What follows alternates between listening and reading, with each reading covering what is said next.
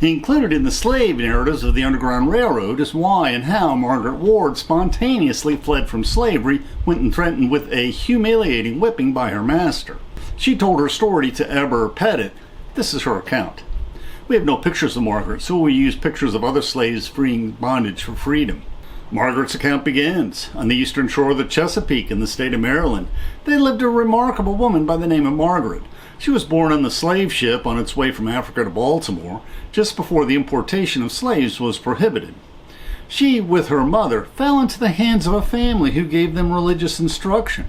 And Margaret, while young, exhibited traits of character that were regarded as remarkable for one of her race. She had a proud, indomitable spirit, an acute moral sense, a disposition naturally amiable, a cheerful temperament, but crushed with a sense of her degraded condition. She was unusually capable of all kinds of housework and was an especially active and competent nurse when any of the family were sick. By observation, she learned the polite manners and graceful deportment of ladies of the family and those who visited there. Her obedience to every command, her kindness to anyone who was in trouble, and polite deportment toward all was from a conscientious desire to imitate her Savior, whom she had early learned to love. At 16, she went to live with a young mistress whom she married. At 18, Margaret was a large woman, tan and well-formed, her complexion black as jet, her countenance always pleasant, though she seldom laughed. She talked but little. At 20, she wed a worthy young man to whom she had given her best affections. Not long after, her young master became very angry with her for what he called stubbornness and resistance to his will, and threatened to chastise her by whipping, degradation that she had always felt that she could not submit to. She told him she would not be whipped, she would rather die, and warned him that his attempt would surely result in the death of one of them. Her master knew her too well to risk this and decided to punish her in another way.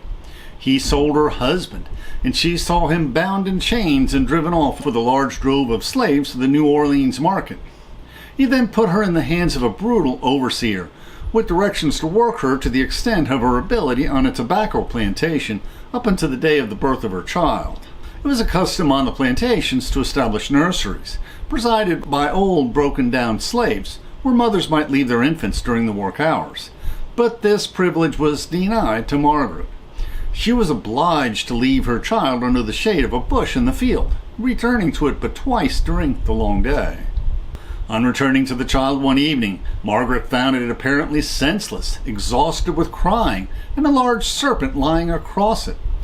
Although she felt that it would be better for both her and her child if he were dead, yet a mother's heart impelled her to try to save her infant, and by caressing and careful handling, she resuscitated it. Now, more than any other slave narrative of the Underground Railroad, Margaret's character and resolve epitomizes the stoicism of the Roman philosopher Epictetus, who was himself a former slave of a former slave. Epictetus challenges us when he asks whether a tyrant truly enslaves you when he can only control your body and property and send you into exile. No, Epictetus proclaims, I have been set free by God. I know what he enjoins me to do, and no one can enslave me any longer. Try your power out on me, and you'll see how far it extends. Who shall I fear if I am truly free in my soul? Epictetus proclaims, I consider what God wants to take precedent over what I want. I will be his devoted servant and attendant. God's inclinations are my inclinations. God's desires are my desires, and God's wishes are my wishes. Since I am not frightened by anything a tyrant can do to me, and since I don't crave any of the things he can procure for me, why should I stand in awe of him? Now, Margaret was willing to make the best of her situation. She was willing to serve her master's family as she served Jesus. She compassionately cared for her master's family as long as they respected her basic human dignity. Once they crossed that line, without hesitation, she immediately fled for freedom with her infant, guided and protected only by God and the North Star. Epictetus discusses how the Spartan lawgiver Lycurgus says that slavery is no more bad than good, and freedom is no more good than bad, and he proclaims proudly, if I were a slave and one of these men was my master, I would torment him, even if it earned me a thrashing every day. Now, we've previously reflected on my favorite sayings of Epictetus, and we're planning a future reflection on how Epictetus and Diogenes of Sinope, who was also enslaved in the latter part of his life, reflect on true freedom from slavery, tyranny, and fear.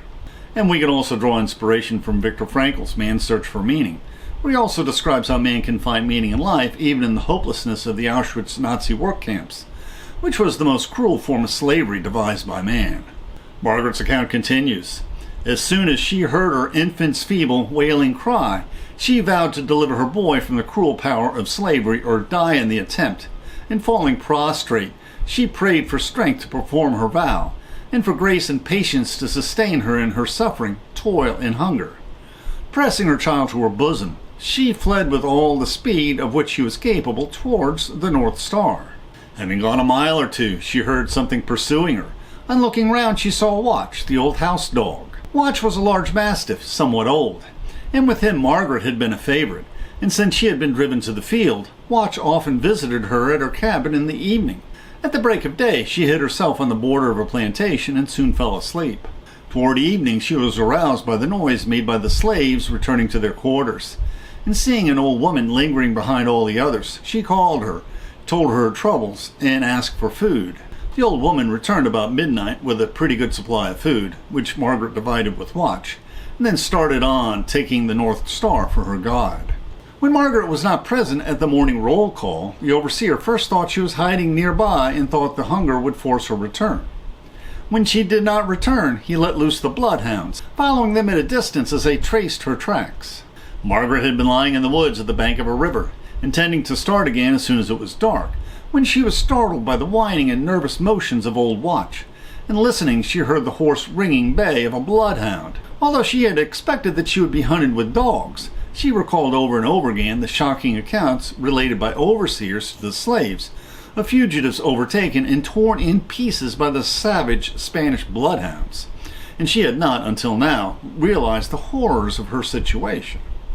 Margaret expected to have to witness the destruction of her child by the savage brute, and then be torn into pieces herself. She did not, however, lose her presence of mind. She waded into the river, fastening her child to her shoulders, taking a club to defend herself. Meanwhile, old Watch lay with his nose between his feet, facing the coming foe. The hound, rendered fiercer by the freshness of the track, came rushing headlong with nose to the ground, scenting her prey, and seemed not to see old Watch, until leaping to pass over him, she found her windpipe suddenly collapsed in the massive jaws of the old mastiff. The struggle was not very noisy, for Watch would not even growl, and the hound could not, but it was terribly energetic. This was of no use, as the jaws of the old Watch did not relax until all signs of life in his enemy had ceased. Margaret came back from the river and would have embraced her faithful friend, but fearing that a stronger pack was following, she hastily threw the dead hound into the river and pursued her journey. Margaret had many more adventures before she reached New York City, where she lived for many years. Within a few hours of their escape from the hounds, she fell into the hands of friends, who hid her until she could be sent into a free state.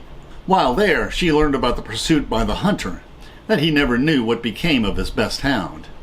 And in later years, she became a celebrated nurse, and always befriended the poor of all colors and all nationalities. Margaret rented a good house for herself and her boy, and also for old Watch. When he grew up, her son was educated and became a minister in the Congregational Church. Our author remembered that her son Samuel was a fine-looking man, though he was so black that it was sometimes said that it grew dark when he entered a room, but it grew light when he began to speak. Now we'll discuss the sources we used for this video. We find the many stories on how slaves escaped to freedom in the Underground Railroad fascinating. They give us insight into the Deep South antebellum world. In our reflections on the Stoic philosophers, we previously read the inexpensive Stoic six-pack on Amazon, but have since discovered the excellent translations and histories of the scholar Robin Waterfield. He has also translated Marcus Aurelius' Meditations. In addition to the excellent foreword and footnotes, Robin Waterfield retains the book, chapter, and verse numbers, which the six-pack omits. We have many other stories on how slaves escaped bondage, such as Harriet Jacob, who hid for several years on the plantation before she escaped to freedom. Eliza Harris inspired the scene in Harriet Beecher Stowe's Uncle Tom's Cabin when she escaped slavery with her infant daughter, crawling from one block of ice to another to cross a frozen river. Harriet Tubman was perhaps the most famous conductor on the Underground Railroad. She returned to Maryland 19 times to lead family members and other slaves to freedom. Henry Box Brown escaped from freedom by having himself boxed and shipped to freedom in Philadelphia. William and Ellen Craft escaped to freedom by disguising Ellen, who had a pale complexion, as a young planter to travel by rail to freedom, with her husband disguised as the helpful attending slave. And we reflect on the unusual story of Arnold Gragston, a slave conductor on the Underground Railroad, helping other slaves escape bondage. We have the tragic story of Margaret Garner, who inspired the main character for the novel Beloved, who killed 2 of her children to free them from a lifetime of bondage and sexual molestation. We previously reflected on other fascinating slave narratives. Frederick Douglass escaped from slavery when the abolition movement began. Augustine Tolton and his mother escaped from slavery during the Civil War. He was the first black priest ordained after the Civil War. And Booker T. Washington, founder of the Tuskegee Institute, was emancipated as a young teenager at the end of the Civil War. The YouTube description includes a link to our PowerPoint script that we uploaded to SlideShare and also our blog. Please support this channel by sharing this video with your friends and by clicking on the like and subscribe buttons and by clicking on the Amazon links to purchase any of the books we discussed, which will earn us a very small affiliate commission. And please consider becoming a patron of our channel. Plus, we will host special discussion groups for our patrons. Plus, you can click on the Meetup or small M icon to participate in our online discussions, where we practice our future YouTube scripts. And please click on the links for other videos that will broaden your knowledge and improve your soul.